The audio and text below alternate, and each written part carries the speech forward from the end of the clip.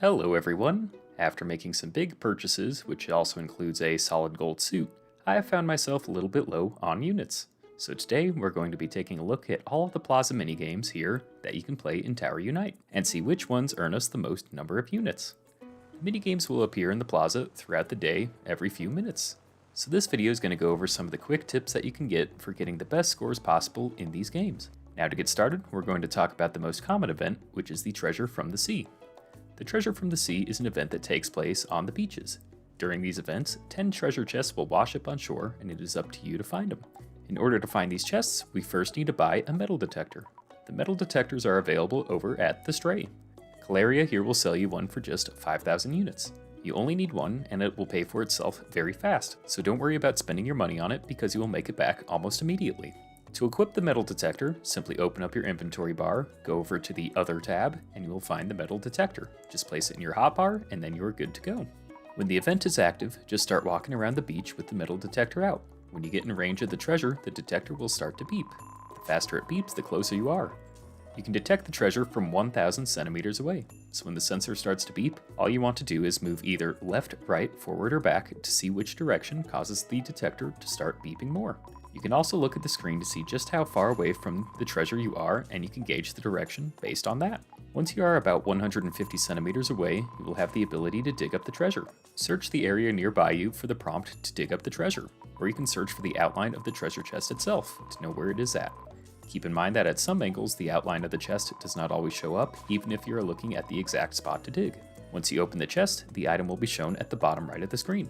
Once you clear the beach by the lighthouse, fly over to the west side of the beach by the slides and search that area too. Remember that there are 10 chests that spawn in, so even if there are not a lot of chests on the side that you start on, the rest of them will be over on the other side. Keep searching this beach until you get to the northern wall of the tower. The chests tend to stop spawning from this point on, and searching anywhere further than this will likely not get you anything.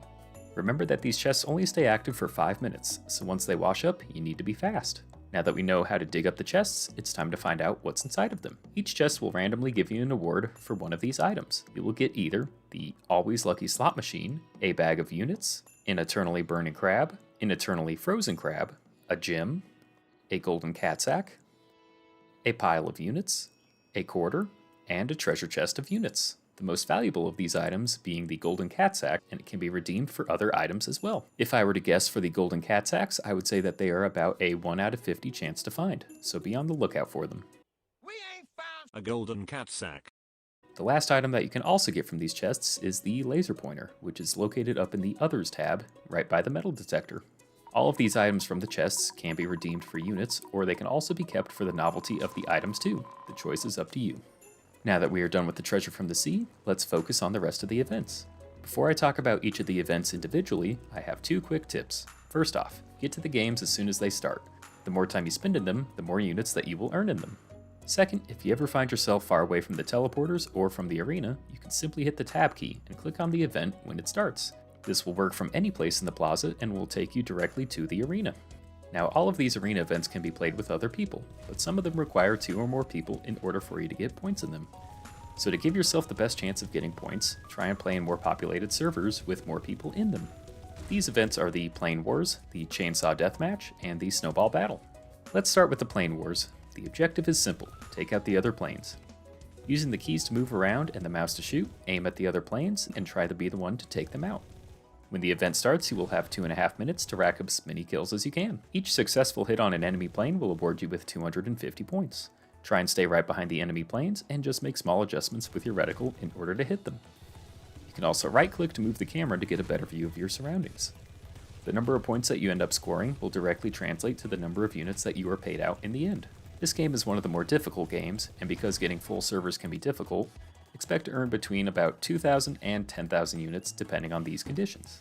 Our next game is the Chainsaw Deathmatch. In this game you run around with a chainsaw and attack other people. What more is there to say? Well, for starters, let's talk about the arena. The arena is a large open area for you to run around in. That is, until the pit of acid opens up and melts your bones off. Pay attention to the screen at the front of the arena because it will warn you about the hazards that are going to be thrown your way. For the first hazard, the main floor will drop out and the only place to stand will be the circles scattered throughout the arena. Stay on these and work on holding your ground from others who are rushing towards you. If you fall in, quickly respawn and be ready to fight.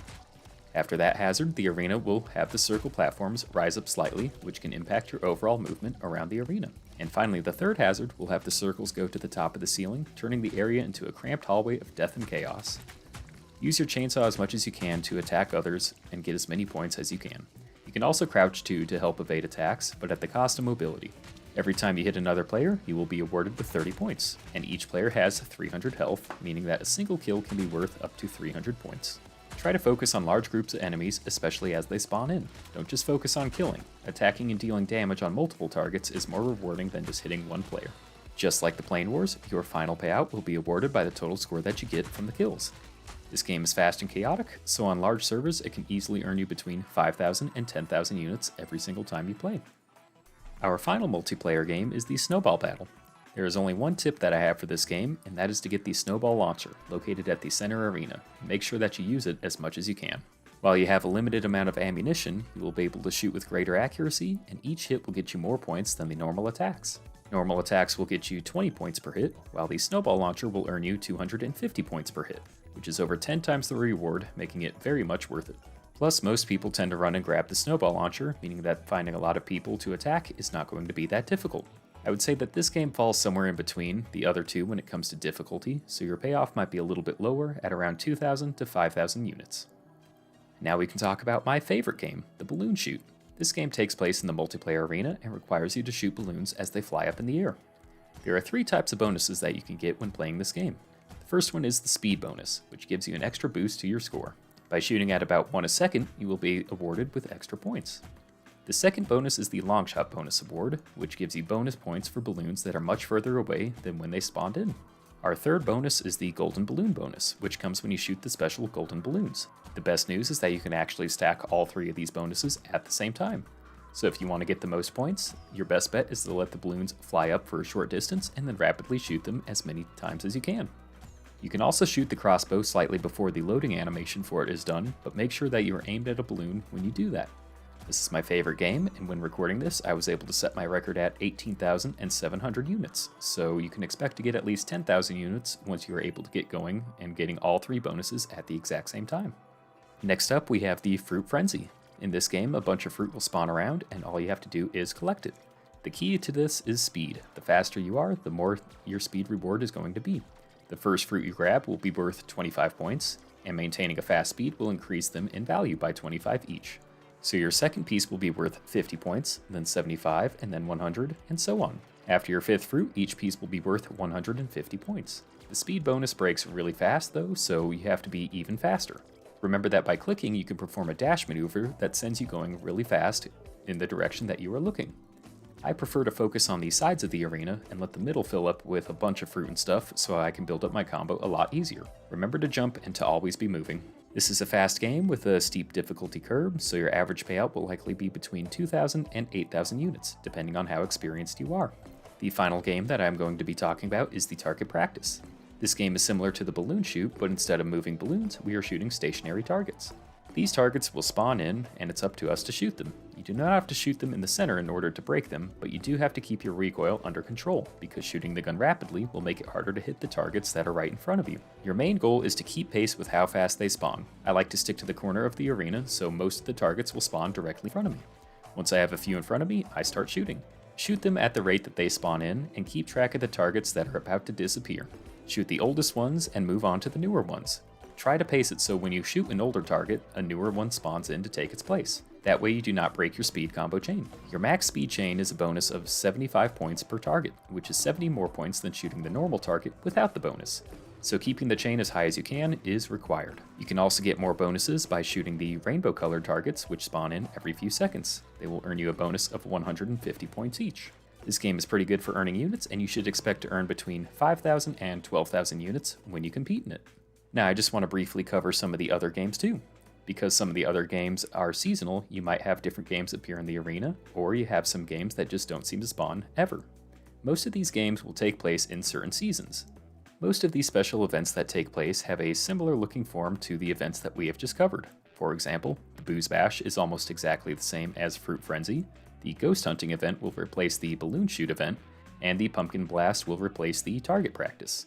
Events like the Egg Drop and Gingerbread Smash add their own unique way to play, but I can't quite wait for that season in order to get the footage for this, and I feel like this video has gone on for long enough already. So now that you are a certified minigame expert, you can get out there and earn all sorts of units in all sorts of ways. Enjoy the games, and have a sunshine day.